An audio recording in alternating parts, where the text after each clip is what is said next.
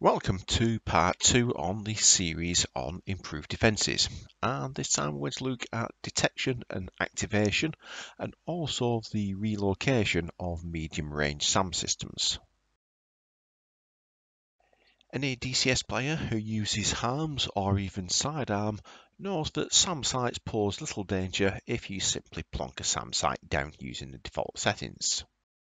In the previous video, I showed one method of making life a little more difficult using radar switching, but this time we're going to turn our SAM site off entirely and only activate it once an intruder has been detected via EWR or AWACS, and I'll also include visual detection by ground units.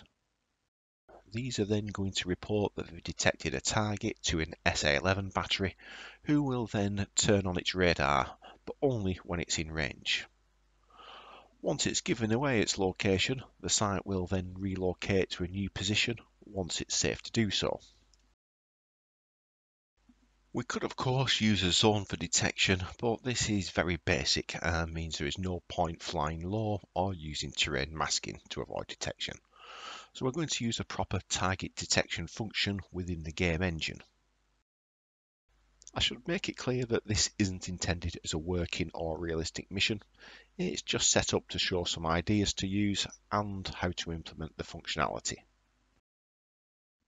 Hopefully you'll be able to take these ideas and use them in your missions and give your seed aircraft a little bit of a fright.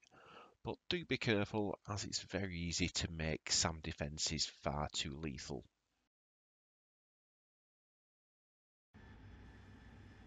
Okay, we're on board, and to avoid detection by early warning radar and AWACS, I'm flying low.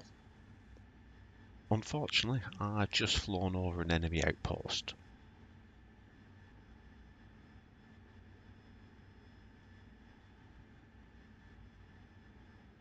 And on screen there is confirmation that they've spotted me.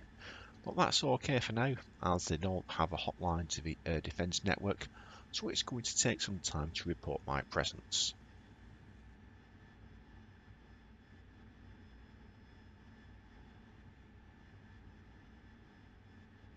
On screen now is confirmation that I've flown into the kill zone of an SA-11 battery, which is set about 70% of its maximum range. Obviously, you wouldn't be getting these messages in a real mission. I'm now going to climb out of a valley to see if anyone else spots us. And there we're detecting an early warning radar and an AWACS, but that doesn't necessarily mean that they've detected us. However, that message is telling us that the AWACS has spotted us. And so has the early warning radar.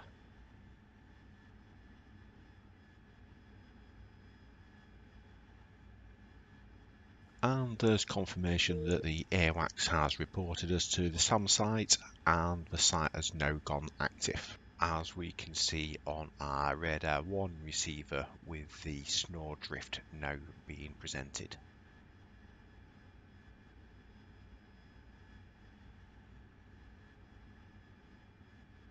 I'm now just going to turn away as I don't want to actually attack the site.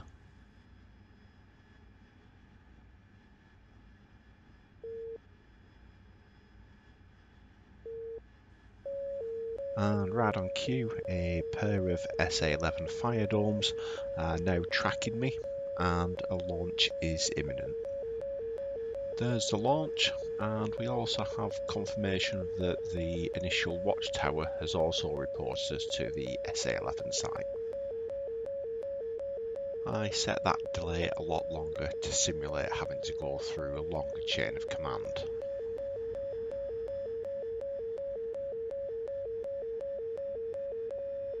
Okay, that's me safe, but now I know roughly where the SAM site is, so I should be able to locate it with my T-pod, flying at low level, and kill it maybe with some JDAMs.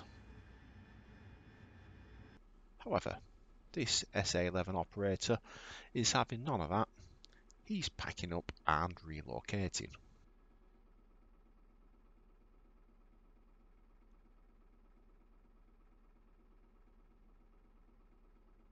Obviously, there's no point doing such a relocation in a single sorting mission.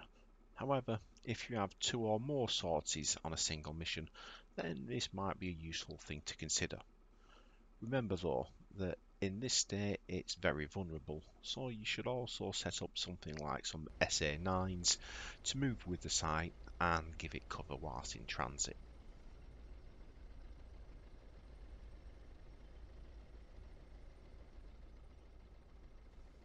So let's pop into the mission editor and see how it's set up. Okay, we're in the editor and let's just quickly run through the various units we have. Over here on the right is an A500 AWACS and that's orbiting at 20,000 feet. To the north of that we have an IL-13 early warning radar and both the AWACS and the EWR are set to active. Over on the left here are the ground units in the valley which we stumbled across. And finally we have the SA11 site and its engagement zone. If we take a close look at the SA11 site, we have the command center, the snow drift search radar, 3 fire dome tracking and launch nodes, and also I have a pair of independent SA9s. The default action for the SA11 sets it to alarm state red, and I also have some triggered actions for alarm state red, alarm state green, and move to waypoint. As for the SA9s, the default action is to hold position, and each has a triggered action to go to a waypoint. Okay, now it's time to look at the actual triggers themselves. This first trigger operates at mission start and sets flags 1, 2 and 3 to on. These are simply control flags which, if false, stop the main detection script. Trigger 2 turns the emitter off on the SA11 search radar. I've set the time to 60 seconds from mission start, but it can be anything less than that, as it takes 60 seconds from mission start for the radar to actually set up. Trigger 3 runs the main detection script for the early warning radar. It runs just after mission start, so long as flag 1 is active, and both the player and the radar are alive. I'll quickly run through what the script does. Line 1 simply names the radar that we've put into the mission editor. In this case, I called it EWR-1. The next 3 lines are targets that the radar is going to be searching for. So I've got player 1, which is me, but you could add as many other units as you choose. So I've just added 2, which is Harrier 2-1 and Harrier 3-1, which could be my wingmen. Line 5 just checks that player 1 actually exists, whilst line 6 is the main game engine function, which checks if the early warning radar has detected any of the 3 targets that I've defined using radar. Line 7 sets flag 1 to false, which effectively stops the script, whilst line 8 sets flag 4 to on, and we'll come to that shortly. The rest of the entries we can ignore, and we can even remove line 11. The next trigger is almost identical to the previous one, but checks flag 2 instead of 1, and checks that the AWACS is live instead of the EWR. The script is also almost identical, with just changes to names and flags. Trigger 5 makes the same changes, however the script has one other difference. As these are ground units, I've changed the detection type from radar to visual. Triggers 6, 7 and 8 just send an on-screen message that we've been detected by each of those 3 units and sets up flag 7, 8 and 9 respectively. Triggers 9, 10 and 11 send another message, this time saying that they've actually contacted the SA11 site to warn them of our intrusion. And this also sets another trio of flags, but this happens after a predefined delay, which is 20 seconds for the radars and 2 minutes for the ground units.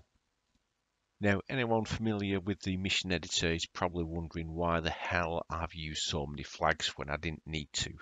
And it's just to show new users a chain of events of one flag leading to another. So I didn't really want to reuse pre-existing flags. Trigger 12 turns off flags 1, 2 and 3, which kills the main detection scripts which we mentioned earlier.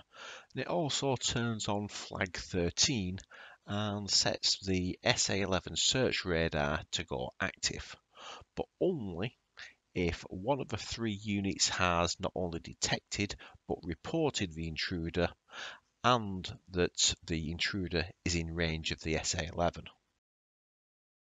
Currently, trigger 13 sets the SA11 to active if either of the radars are damaged or destroyed. Ideally, I should amend this to activate if both are damaged or destroyed.